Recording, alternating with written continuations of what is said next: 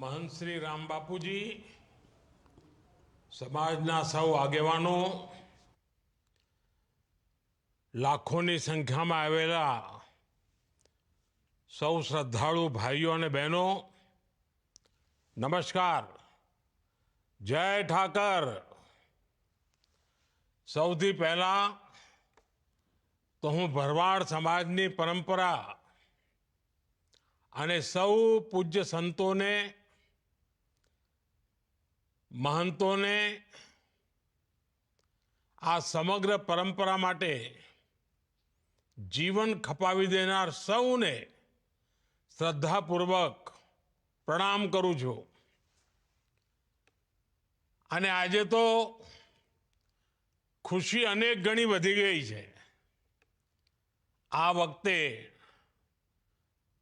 जे महाकुंभ थयो, आ ऐतिहासिक महाकुंभ हतो, पण आपणा माटे गौरवनी वात ए के महाकुंभना आवा पुण्य अवसरे महंत श्री राम बापूजी ने मां मंडलेश्वर एनी पदवी प्राप्त थई।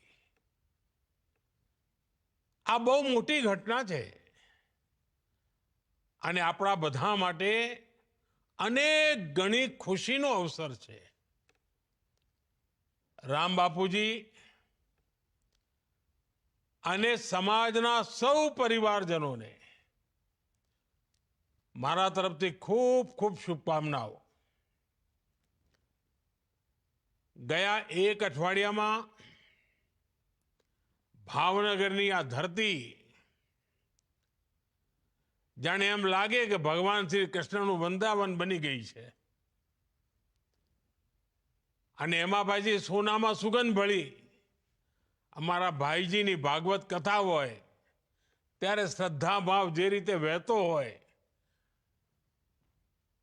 एटले बधा एकदम कृष्णमां रस तरबोळ थई गया होय एवुं आ वातावरण। अने वाला स्वजनों, बावळियाळी धाम एक केवल एक धार्मिक स्थान नहीं, आ भरवाड़ समाज सहित अनेकों माटे आस्था, संस्कृति अने एकतानी प्रतीक भूमि पण छे। नगा लाखा ठाकर एमनी कृपाथी आ पवित्र स्थान ने अहींथी भरवाड़ समुदाय ने हमेशा साची दिशा, उत्तम प्रेरणा आनो अखूट वारसो मळ्यो छे। आज आ धाम में श्री नगा लखाना ठाकर मंदिर की पुनः प्राण प्रतिष्ठा आपण एक रूड़ो अवसर है। आपणे त्या अने गया एक अठवाडियाथी जाने रमझट मंडी है अने समाजनो जे उत्साह उमंग चारे तरफ वाहवाही सांभळुं छुं तो मन में एम थाय कि मारा जेवा व्यक्ति तो तमारी वच्चे अत्यारे पहोंची जवुं पड़े, पण पार्लामेंट चाले छे ने कामो एटला बधा होय एटले हवे નીકળી શકાતું ના હોય। અને જ્યારે એમ સાંભળ્યું કે અમારા હજારો બહેનોનો હુડો રાસ, પછી તો એમ થાય કે વાહ, જાણે વૃંદાવનને જીવંત કરી દીધું। આસ્થા, સંસ્કૃતિ અને પરંપરા આનો આ મેળ, એનો આ મેળાવો मन ने चित्त ने आम प्रसन्न करी दे। आ बधा कार्यक्रमों की वच्चे जे कलाकार भाईओ बहनों भाग लीधो अने आखाए प्रसंग ने जीवंत बनाव्यो अने समयानुकूल समाज ने संदेश आपवानो ए पण एमणे कथा द्वारा आप्यो। अने मने खातरी छे भाईजी पण દર મિનિટે કંઈ ને કંઈ તો આપણને સંદેશો આપવાના જ છે. આના માટે પણ જેટલા અભિનંદન આપું એટલા ઓછા છે. હું મહંત શ્રી રામ બાપુજી અને બાવળિયા ધામ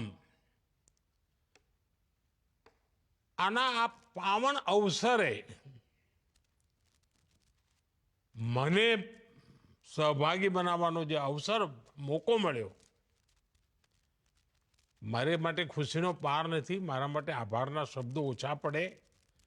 ઉપરથી મારે તો ક્ષમા માગવી પડે કે આવા પવિત્ર અવસરે હું આવી નથી શક્યો, કારણ તમારા બધાનો મારા પર પૂરેપૂરો હક છે. પરંતુ જરૂર એ બાજુ આવવાનું થશે કોઈ વાર, ત્યારે હું જરૂર માથું નમાવા આવવાનો જ છું. વાલા મારા પરિવારજનો, ભરવાડ સમાજ સાથે, બાવળિયાળી ધામ સાથે મારો કંઈ નાતો આજનો નથી, લાંબા સમયથી જોડાયેલો છું. અને ભરવાડ સમાજની સેવા અને ભરવાડ સમાજની પ્રકૃતિ પ્રેમ, ગૌ સેવા, આ બધી બાબતો તો એવી છે કે એને શબ્દોમાં ન વર્ણવી શકાય. અને આપણે બધા તો દરેકની જીભે એક વાત તો હંમેશા નીકળે, ક્યારે ભૂલાય નહીં. નગા લાખા નર ભલા, પચ્છમ ધરાના પીર, ખારા પાણી મીઠા કર્યા, સૂકી નદીએ ચલાયા નીર. આ ફક્ત શબ્દો નથી, પરંતુ એ યુગમાં એમ કહીએ ને આપણે, નેવાના પાણી મોભે ચડાયા, એવા કામો, સેવા ભાવ એમાં પ્રકટીકરણ દેખાય. ડગલે ને પગલે સેવાની સુવાસ. અને આજે સદીઓ પછી પણ એને લોકો યાદ કરે. મને પૂજ્ય ઈસુ બાપુ દ્વારા જે સેવાઓ થઈ છે એનો તો પ્રત્યક્ષ સાક્ષી કહેવો, જોવા મળ્યું છે મને. એ સેવાઓને મેં જોઈ છે. આપણા ગુજરાતમાં તો અવારનવાર દુષ્કાળ પડે. એક જમાનો તો 10 વર્ષમાં 7 વર્ષ આપણે દુષ્કાળમાં જીવીએ. અને આપણું ધંધુકામાં તો લોકો એમ કે દીકરીને ધંધુકા ના દેતા, બંદૂકે દેજો, પણ ધંધુકા ના દેતા, આવું કહેતા. આપણું ધંધુકા, રાણપુર પાણી માટે વલખા મારનારો પ્રદેશ. અને એ વખતે પૂજ્ય ઈસુ બાપુની સેવાઓ, પીડિતોની મદદ કરવાની એમની ખેવના, એ ઉડીને આંખે વળગે. હું જ નહીં, આખા ગુજરાતમાં એમણે જે કરેલા કામો છે ને, એને તો દેવ કાર્ય રૂપે લોકો ઓળખાવે. અને એના વખાણ કરતા જીભ સુકાય નહીં, એવી એટલા બધા વખાણ. આપણા વિચરતી જાતિના ભાઈ બહેનો, એના બાળકોની શિક્ષણનું કામ હોય, એટલું જ નહીં, પર્યાવરણ માટે પણ એટલું જ સમર્પણ. અને ગીર ગાયોની સેવા, કોઈ બી કામ તમે લો, આપણને આ પરંપરાના દર્શન જોવા મળે.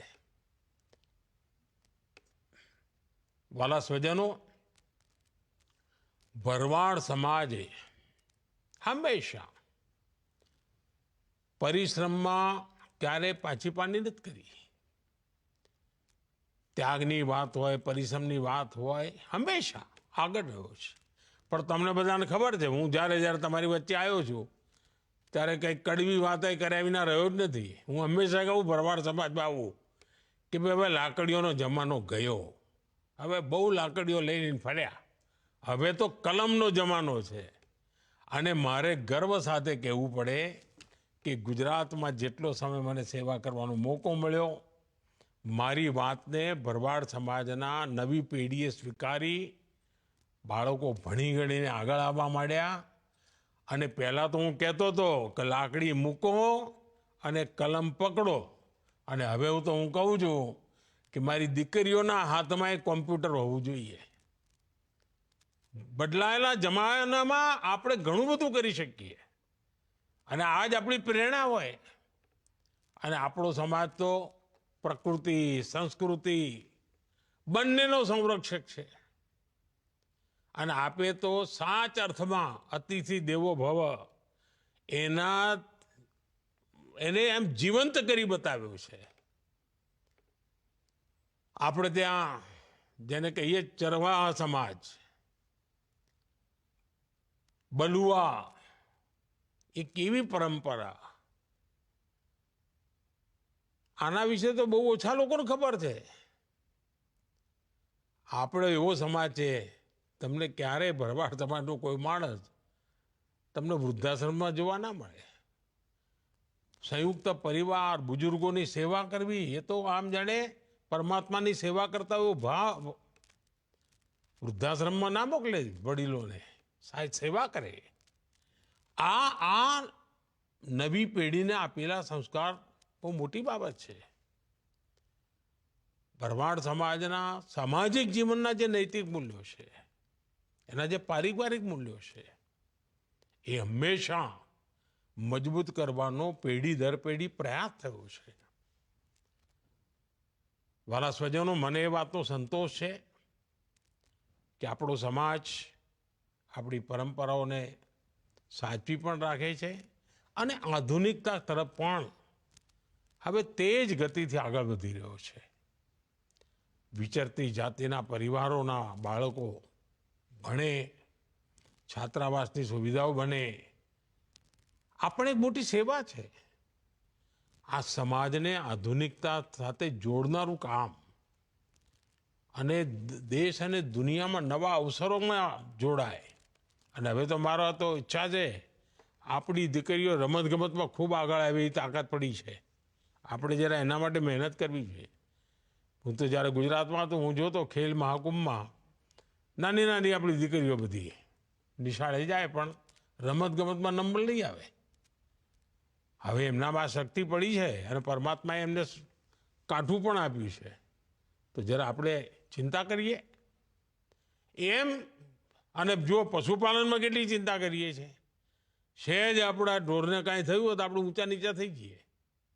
આપણા બાળકો માટે પણ એટલો જ ભાવ અને લાગણી આપણે કરવાનું છે. અને બાવળિયાળી ધામ તો ચાહે પશુપાલન તો બરાબર છે, પણ ગીર ગાયોની નસ્લ એના માટે જે એમણે ચિંતા કરી છે, એના કારણે આજે આખો દેશ ગર્વ લે છે. આજે દુનિયામાં ગીર ગાયની વાહવાહી થાય છે. મારા સ્વજન ભાઈ પરિવારજનો, હું અને તમે જુદા નથી, આપણે બધા સાથી છીએ.